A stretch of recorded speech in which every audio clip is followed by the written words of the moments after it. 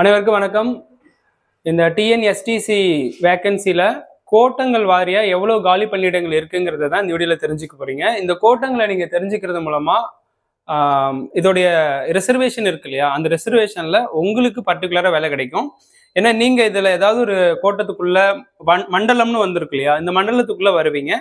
So இந்த மண்டலத்துக்குள்ளே வரும் பொழுது நீங்கள் வேற ஒரு மண்டலத்துக்கு போட்டி போட முடியாது, வேற ஒரு மண்டலத்தில் இருக்கிறவங்க உங்கள் மண்டலத்துக்கு வர முடியாது. ஸோ அந்த ரிசர்வேஷனை அடிப்படையாக வச்சு தான் இந்த வேக்கண்ட்டை ஃபில் பண்ணுவாங்க.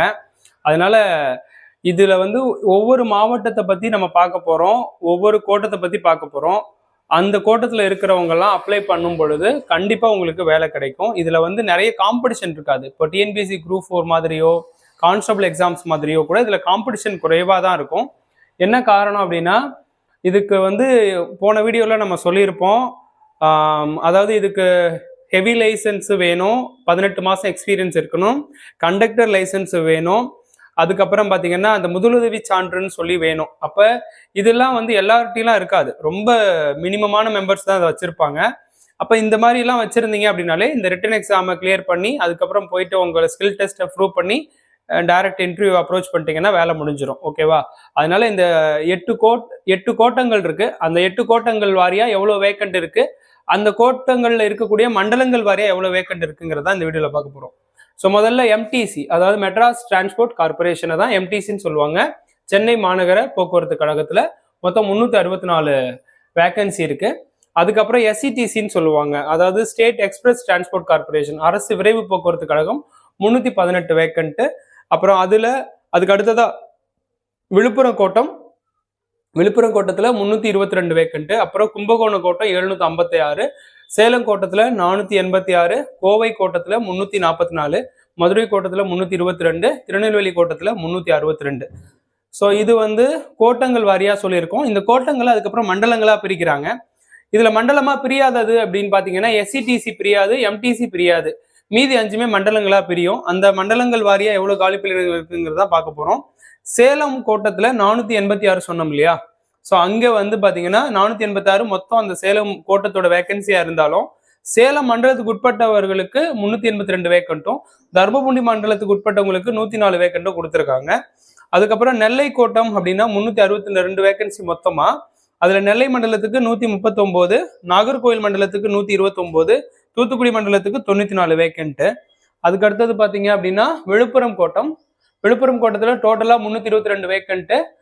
அந்த விழுப்புரம் மண்டலத்தில் அப்படின்னு பார்த்தீங்கன்னா 88, வேலூர் மண்டலத்தில் 50, காஞ்சிபுரம் மண்டலத்தில் 106, கடலூர் மண்டலத்தில் 41, திருவண்ணாமலை மண்டலத்தில் 37 வேக்கண்ட்டு. அப்புறம் கும்பகோணம் மண்டலம் பார்த்தீங்கன்னா மொத்த வேக்கன்சி கும்பகோணம் மண்டலத்தில் தான் ரொம்ப அதிகம், 756 வேக்கண்ட்டு. ஸோ அதில் கும்பகோணம் மண்டலத்தில் மட்டும் பார்த்தீங்கன்னா 101 வேக்கண்ட். இங்கே மண்டலம்னு வந்திருக்கு, நம்ம கோட்டம்னு வந்திருக்கணும்.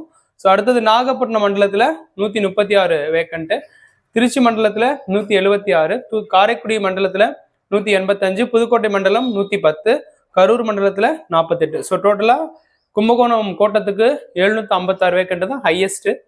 அதுக்கப்புறம் கோவை கோட்டத்தில் 344 வேக்கண்ட்டு. அதில் கோவை மண்டலம் மட்டும் 100, ஈரோடு மண்டலம் 119, ஊட்டி மண்டலம் 67, திருப்பூர் மண்டலம் 58, மதுரை கோட்டம் 322 மொத்தமாக. அதில் மதுரை மண்டலத்துக்கு மட்டும் 190, திண்டுக்கல் மண்டலத்துக்கு 60, விருதுநகர் மண்டலத்துக்கு 72 வேக்கண்ட்டும் கொடுத்துருக்காங்க. ஸோ அப்போது இந்த அந்தந்த மண்டலம் அப்படின்னு பார்த்தீங்கன்னா அந்தந்த மண்டலத்தை சேர்ந்தவங்க அதுக்கு அப்ளை பண்ணுவீங்கல்ல, அப்போ உங்கள் மண்டலத்துக்கு வேறு மண்டலத்திலிருந்து காம்படிஷன் வரமாட்டாங்க. அதனால உங்கள் மண்டலத்துக்குள்ள நீங்கள் தான் அந்த வேக்கண்ட்டை ஃபில் பண்ணுவீங்க. ஸோ இதுலேயும் பார்த்தீங்கன்னா 1:3ங்கிற ரேஷியோவில் தான் ஃபைனல் வரைக்கும் வருவீங்க. அப்படி பார்க்கும்போது இதில் சொல்லியிருக்கிற அந்த அப்ளிகேஷனுடைய அந்த குவாலிட்டிலாம் இருக்குது பார்த்தீங்களா, அதுதான் நிறைய பேர்கிட்ட இருக்காது. அது உங்கள்கிட்ட இருக்கிற பட்சத்தில் நீங்கள் கண்டிப்பாக செலக்ட் ஆகிடலாம். ஒரு 18 மாதம் எக்ஸ்பீரியன்ஸு, ஹெவி லைசன்ஸு, அப்புறம் கண்டக்டர் லைசன்ஸு, அதுக்கப்புறம் பார்த்தீங்கன்னா அந்த முதலுதவி சான்று, அதுக்கப்புறம் உங்கள் கம்யூனிட்டி ரிசர்வேஷன் சர்டிஃபிகேட்ஸு, இது எல்லாமே உங்களுக்கு ரொம்ப ஹெல்ப்ஃபுல்லாக இருக்கும் இந்த எக்ஸாமுக்கு.